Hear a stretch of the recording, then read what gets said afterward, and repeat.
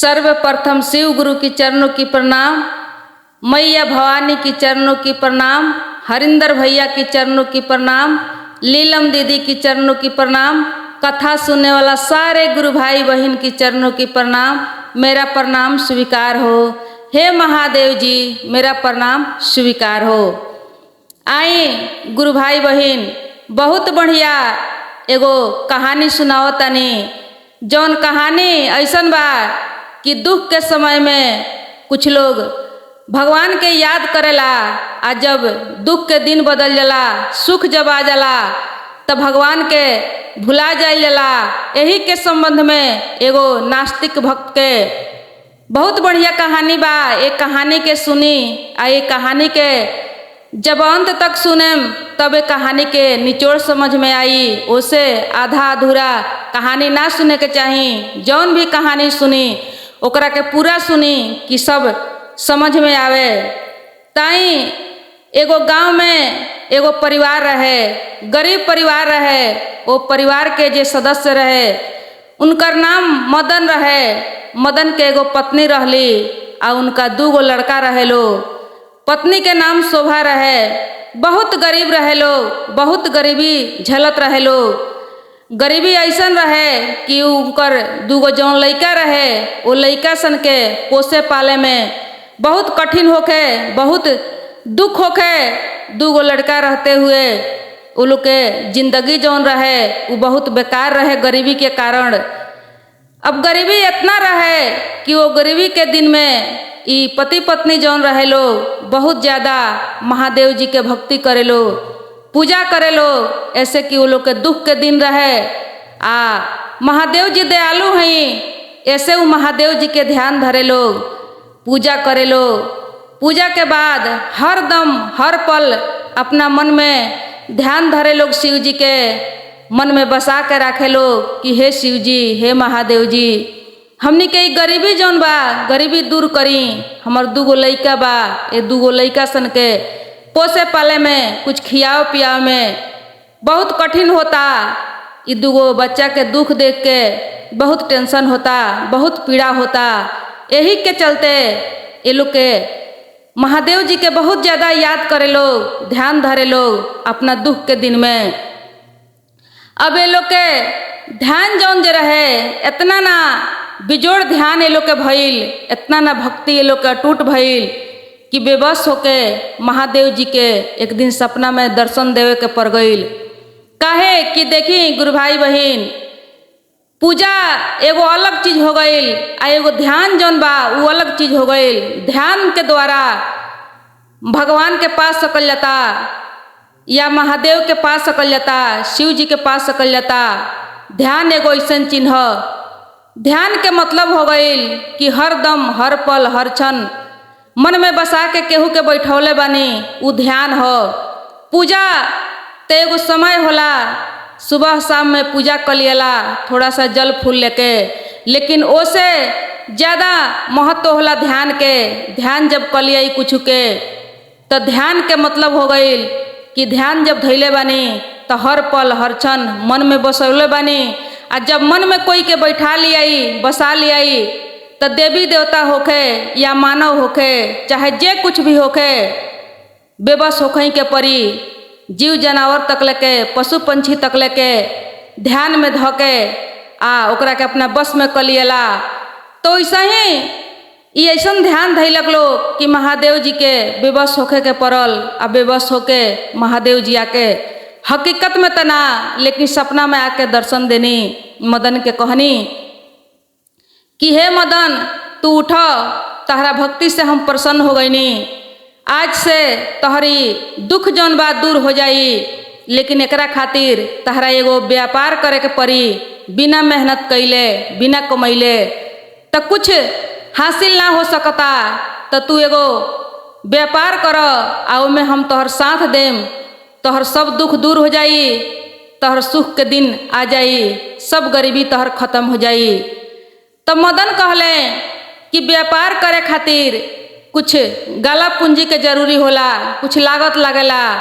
हमरा पास तो कुछ नहीं खे। हे प्रभु, हम कैसे व्यापार खड़ा करें, कैसे व्यापार शुरू करें।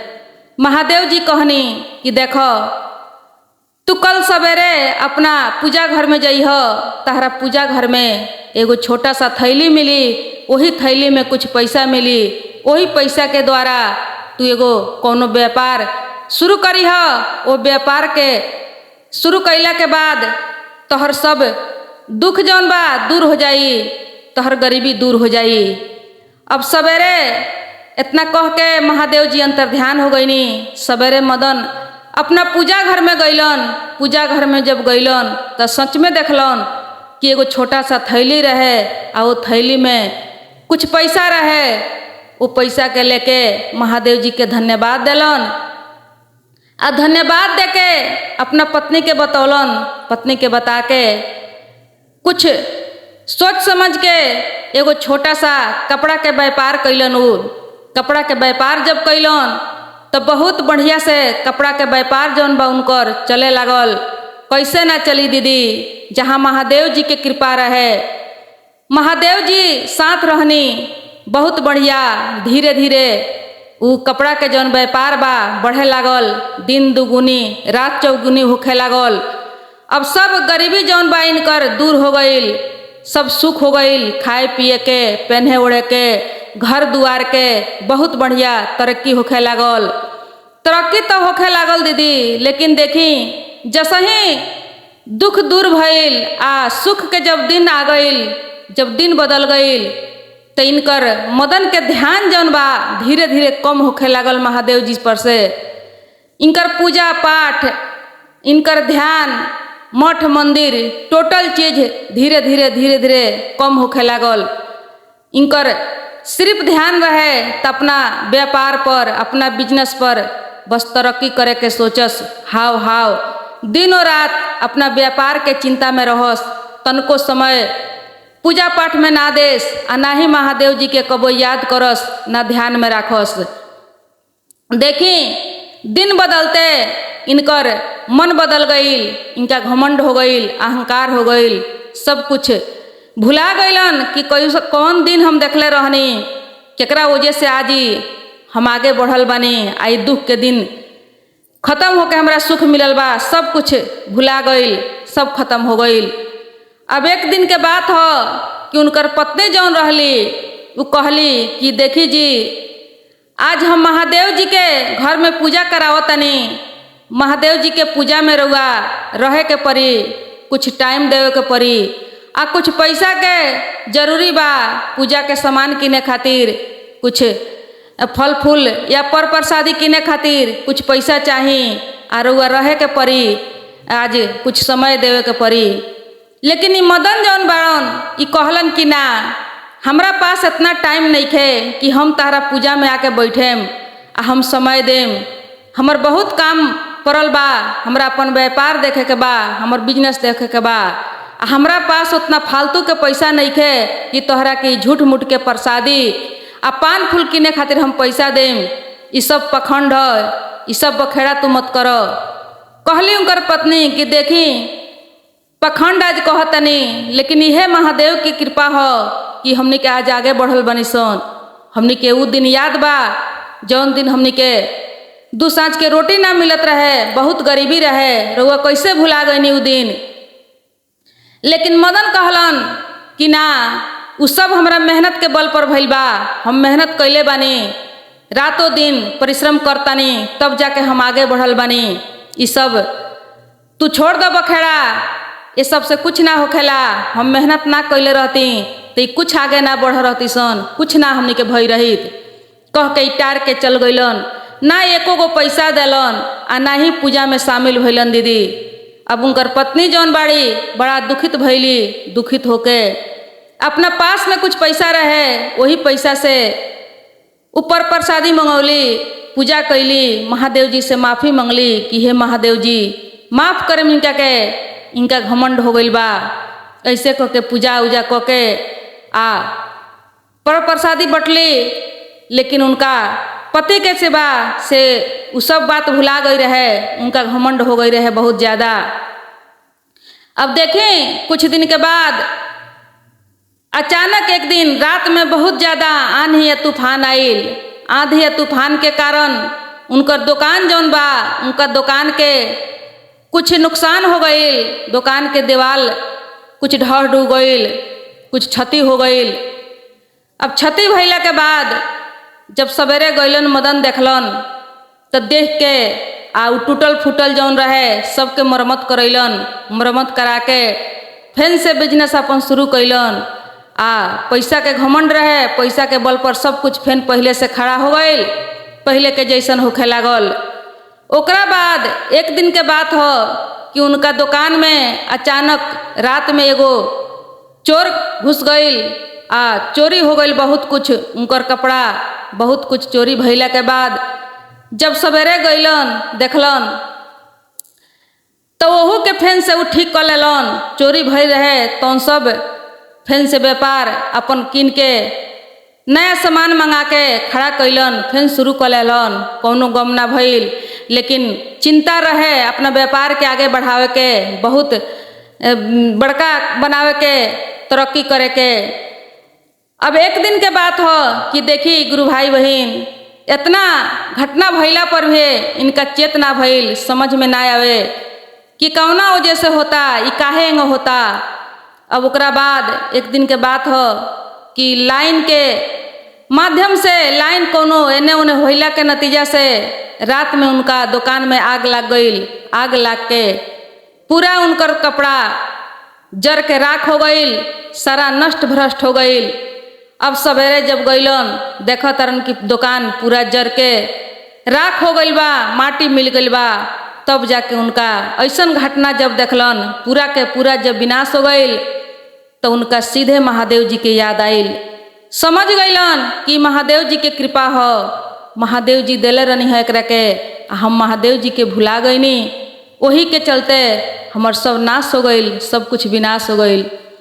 अब वहाँ से सीधे वो मंदिर में गईलन। मंदिर में जाके महादेव जी के मंदिर में शिवलिंग रहे, शिवलिंग पर जाके अपन माथा पटक दहलन।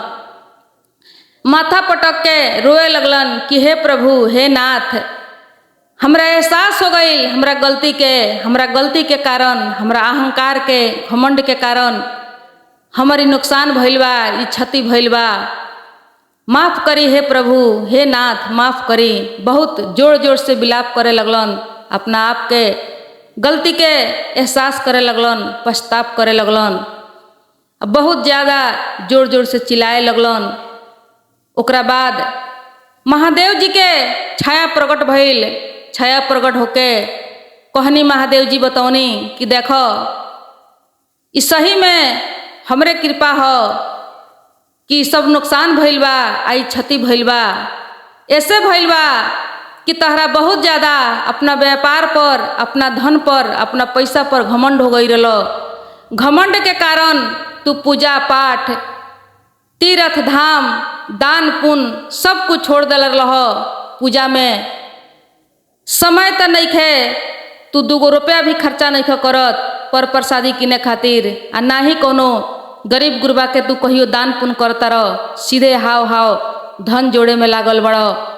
तहर बुद्धि भ्रष्ट हो गईल बा, तू बहुत ज़्यादा अहंकारी, घमंडी, दुष्ट हो गईल बड़ो। अपना परिवार के भी बात नहीं सुनत, घमंड में चूर रहता रह। तो तोहरी घमंड तूरे खातिर, तोहरा के रास्ता देखावे खातिर ये सब लीला करे के पड़ल ख हमरा। काहे कि ऐसे और ज़्यादा धन हो जाई तो तू बहुत ज़्यादा घमंडी हो जाई। तो तोहरा घमंड के कारण गांव घर में, टोला पड़ोसा में बहुत लोग के दुख पहुँचे लगी। तू सब लोग के हेपे लगता, सब लोग के तू नीच समझता। ऐसे बहुत लोग के दुख होई तहरा चलते, तो उसे हमरा ये सब लीला करे के पड़ल खो। लेकिन तू जा उठ के फिर से तू अपन व्यापार शुरू कर, फिर सब तोहर जैसन के तैसन पूरा हो जाई। तो कहले मदन कि ना हे प्रभु, हे नाथ, अब कुछ ना चाही, सब कुछ से मन भर गईल, कौनो धन दौलत हमरा ना चाही, बस चाही तो इतने कृपा करी कि और भक्ति चाही, जीवन भर और भक्ति करी, रउआ भक्ति में अपन जीवन बिता दी। अब कुछ ना चाही हे प्रभु, सब कुछ मिल चुकल, सबके सुख पुण्य पा लेनी। ये धन पावे खातिर दिनों रात हाव हाव, न खाए के ठेकान, न सूते के ठेकान, न दिल में चैन, कुछ नहीं खे। बहुत ज़्यादा बेचैनी बा, बस थोड़ा सा खाए के मिल जाए, पहिरे के मिल जाए, रहे के एगो छोट घर मिल जाए, उहे काफ़ी बा। हमरा कुछ ना चाहिए ऐसे, बस हमरा पर इतने कृपा करी कि हमरा और भक्ति करी, अंत समय में रउआ हमरा साथ रही, बस इतना ही हमरा के आशीर्वाद दी। महादेव जी कहनी कि ठीक बा, जा तू जीवन भर हमर भक्ति करब, तोहरा भक्ति के प्रदान होई, ये हमारा आशीर्वाद बा। इतना कह के महादेव जी अंतर ध्यान भइनी। आई मदन ओह दिन से अपन जौन घर दुआर रहे, जौन कुछ भी बचल रहे, सब अपना बेटा लोग के सौंप के जिम्मा लगा के भक्त बन गईलन। पति पत्नी एगो मंदिर में जाके बैठ के शिव जी के भक्ति करे लागल लोग। धन दौलत के सारा चाहत छोड़ के महादेव जी के चरण में रहे लागल लोग। महादेव जी के चरण में रह के भक्त बन के अपन भक्ति शुरू कैलक लोग। बहुत बढ़िया एगो भक्त बन के अपन दिन बितावे लागल लोग। यहाँ महादेव जी के कृपा से इनका बेटा लोग के दया भइल। सब पहले के जैसन ये लोग बिजनेस कैलक, व्यापार कैलक, सब धन बढ़ंती भइल, घर में सुख शांति हो गईल, सब कुछ पूरा हो गईल। तो देखी गुरु भाई बहन, धन जब हो जाए तो घमंड अहंकार ना करे के चाही। धन जब हुआ तो धर्म से जोड़ दी। धन के यदि धर्म से जोड़ के चलता नहीं तो कहियो धन उड़ाए वाला नहीं खे, कहियो कमी होखे वाला नहीं खे। दिन दुगुनी आ रात चौगुनी तरक्की होई। आ ना तो दुख में याद करता नहीं, आ दुख के दिन जब बदल गई तो सुख में फिर घमंड अहंकार हो जाए, अपन मन जौन बा बदल जाए, तो जे देले बा ओकरा छिनहू में देर न लगे, जेकरा कृपा से भइल बा ओकरा ओरवाहू में देर न लगे।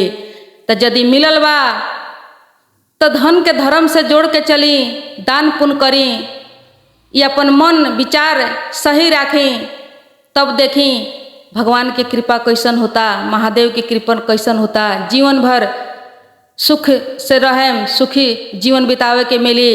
ना तो घमंड हो जाई, अहंकार हो जाई तो कुछ दिन तक ही रही। ये ज़्यादा दिन तक घमंड अहंकार ना टिकेला। तो उसे मन के कसमे कके भगवान के भक्ति करी, भरोसा करी, महादेव जी पर विश्वास करी। महादेव जी के दया बहुत महान बा। महादेव जी के जे ध्यान धरेला ओकरा महादेव जी के कृपा होला, ओकरा ऊपर दया मिलेला। ध्यान धरी, ध्यान से महादेव जी के पास सकल जाता। दीदी आज के कथा इतना ही, तब तक प्रणाम, नमस्कार, हर हर महादेव।